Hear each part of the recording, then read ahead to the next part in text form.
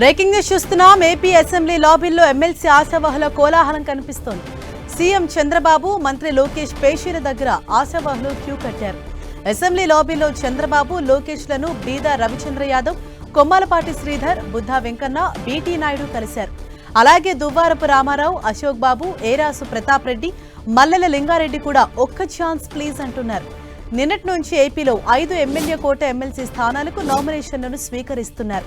ఈ నెల 29తో జంగా కృష్ణమూర్తి, దువ్వారపు రామారావు, అశోక్ బాబు, బీటీ నాయుడు, యనమల రామకృష్ణుడు పదవీ విరమణ చేయనున్నారు. వీరి స్థానాలు భర్తీ చేసేందుకు నోటిఫికేషన్లు స్వీకరిస్తున్నారు.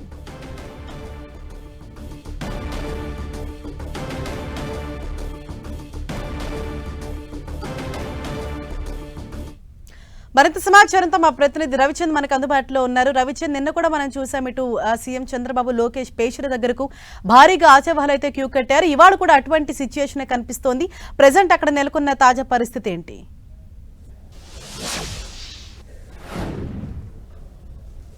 హరీష, మరి కొద్ది రోజుల్లోనే ఎమ్మెల్సీల నామినేషన్లకు ఆఖరి తేదీ 10వ తారీఖుతో ఉంది. ఇప్పుడు వరకు కూడా కూటమి తరపున అభ్యర్థిని ఖరారు చేయలేదు. ఈ నేపథ్యంలో ఆశావాహులంతా కూడా అసెంబ్లీ చుట్టూ చక్కెరలు కొడుతున్న పరిస్థితి మనకు కనిపిస్తుంది. ఎందుకంటే ఏదైతే ముఖ్యమంత్రి చంద్రబాబు ఛాంబర్ దగ్గర, అదేవిధంగా మంత్రి నారా లోకేష్ ఛాంబర్ దగ్గర అందరూ కూడా తిరుగుతున్న పరిస్థితి కనిపిస్తుంది. ఎందుకంటే కూటమిలో కోటాలో భాగంగా జనసేనకు ఒక సీటు ఖాయమైంది. ఆ సీటు నాగబాబుకి ఇవ్వాలని ఆ పార్టీ నిర్ణయించింది. ఆ పార్టీ తరఫున కోటా అయిపోయింది కాబట్టి ఇక మిగిలిన 4 టీడీపీ నుంచి ఎంపిక చేయాల్సిన పరిస్థితి ఉంది. ఎందుకంటే ఇప్పటికే బీజేపీకి ఈ స్థానాల్లో ఛాన్స్ లేదని చంద్రబాబు ఒక సిగ్నల్ ఇచ్చారు. ఈ నేపథ్యంలో 4 ఆశావాహులు ఎవరిని అభ్యర్థులుగా ఎంపిక చేయాలనేది చంద్రబాబు కూడా కసరత్తు చేస్తున్నారు. అందరూ కూడా అసెంబ్లీ ప్రాంగణంలో చంద్రబాబుని ఆయన ప్రసన్నం చేసుకునేందుకైతే ప్రయత్నిస్తున్నారు. ఎందుకంటే ప్రధానంగా 2024 టికెట్ కోల్పోయిన వారు ఎవరైతే త్యాగాలు చేశారో వారికి ప్రథమ ప్రాధాన్యత ఉంటుందని చంద్రబాబు చెబుతున్నారు. ఈ నేపథ్యంలోనే కొమ్మాలపాటి శ్రీధర్ కూడా నిన్న వచ్చారు, ఈ రోజు కూడా చంద్రబాబుని కలిశారు. అదేవిధంగా జవహర్ కూడా కలుస్తూ ఉన్నారు. ఇది రెడ్డి సుబ్రహ్మణ్యం ఇంతకుముందు ఏదైతే కౌన్సిల్లో డిప్యూటీ చైర్మన్ గా పనిచేశారు, ఆయన కూడా ఆశావాహుల జాబితాలో ఉన్నారు. బీదా రవిచంద్ర యాదవ్ ప్రధానంగా ఆయన కూడా సీటును ఆశిస్తూ ఉన్నారు. ఎందుకంటే టీడీపీలో క్రియాశీలకంగా పనిచేశారు. మరో కీలక నేత బుద్ధా వెంకన్న అయితే ఆయన కూడా తన ఈక్వేషన్స్ అన్ని చెప్తూ ఉన్నారు. ఏదైతే గత 5 సంవత్సరాలుగా పార్టీలో ఎవరు కూడా ఏదైతే దూరంగా ఉన్న పరిస్థితుల్లో కూడా మాచర్ల ఘటన కావచ్చు, ఆ తర్వాత జోగి రమేష్ చంద్రబాబు ఇంటిపై దాడి చేయడానికి వచ్చినప్పుడు నిలువరించడం కావచ్చు, అదేవిధంగా 3 రాజధానుల అంశంలో ఏదైతే ఎమ్మెల్సీలందరినీ కోఆర్డినేట్ చేసి విప్పు ఇచ్చి వ్యతిరేకంగా నిర్ణయాలు తీసుకోవడంలో కావచ్చు కీలక పాత్ర పోషించాలని నాకు అవకాశం కల్పించాలి, ఏదైతే ఉమ్మడి కృష్ణా జిల్లాలో బీసీలకు సంబంధించి కోటాలను నాకు ఇవ్వాలని ఆయన కోరుతున్నారు. మరోవైపు మోపిదేవి రమణకి ఏదైతే పార్టీ పెద్దలు హామీ ఇచ్చారు, ఎంపీకి రాజీనామా చేసినప్పుడు ఆయన పేరు కూడా వస్తుంది. మరోవైపు దేవినేనమ్మ కావచ్చు, కొమ్మాలపాటి శ్రీధర్ కావచ్చు, వీరిద్దరి పేర్లు కూడా ప్రధానంగా వినిపిస్తున్న పరిస్థితి ఉంది. అదేవిధంగా ఎవరైతే రిటైర్ కాబోతున్నారో వారిలో కూడా అశోక్ బాబు కావచ్చు, దువ్వారపు రామారావు, అదేవిధంగా చూసుకుంటే కనుక బీటీ నాయుడు కూడా ప్రధానంగా ఆశిస్తూ ఉన్నారు. ఏదైతే యనమల రామకృష్ణుడు భవిష్యత్తుపై ఇంకా ఏం నిర్ణయం తీసుకుంటారో చంద్రబాబు తెలియని పరిస్థితి కనిపిస్తుంది.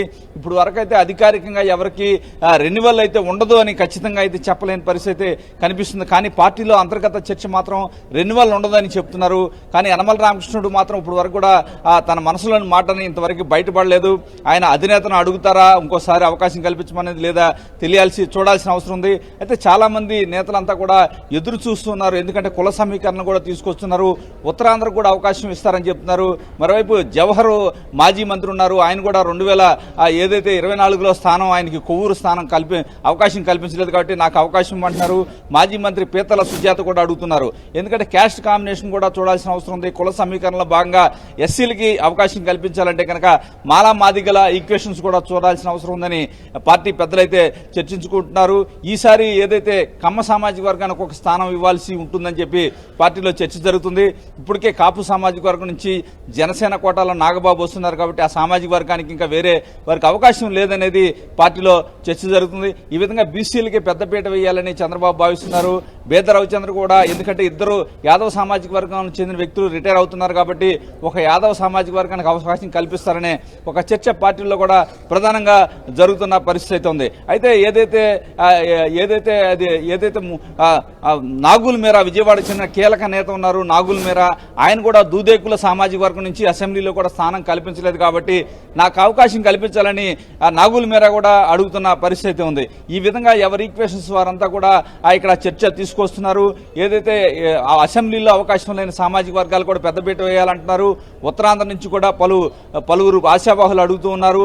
ఏదైతే గతంలో జిల్లా అధ్యక్షులుగా పనిచేసిన వారంతా కూడా కొంత అవకాశం కల్పించాలి, మా దగ్గర రిజల్ట్ బాగా తీసుకొచ్చామని కొంతమంది జిల్లా అధ్యక్షులుగా పనిచేసిన వారు కూడా చెప్తున్నారు. ఇక్కడ కేఈ ప్రభాకర్ కూడా నిన్ననే చంద్రబాబుని కలవడం జరిగింది. మా కుటుంబం నుంచి అవకాశం కల్పించాలి, గతంలో కూడా ఏదైతే ఎమ్మెల్సీలో గతంలో వైసీపీ ఎన్ని ఇబ్బందులు పెట్టినా కూడా పార్టీని వీడకుండా పార్టీలోనే ఉన్నాము, ఆ ఈక్వేషన్స్ మాకు ఇవ్వాలని కేఈ ప్రభాకర్ కూడా కోరుతున్నారు. ఈ విధంగా రాష్ట్ర వ్యాప్తంగా ఎవరి ఈక్వేషన్స్ వారంతా కూడా చంద్రబాబుకు చెప్పుకుంటున్నారు. చంద్రబాబు కూడా ఎవరికీ స్పష్టమైన హామీ ఇవ్వటం లేదు.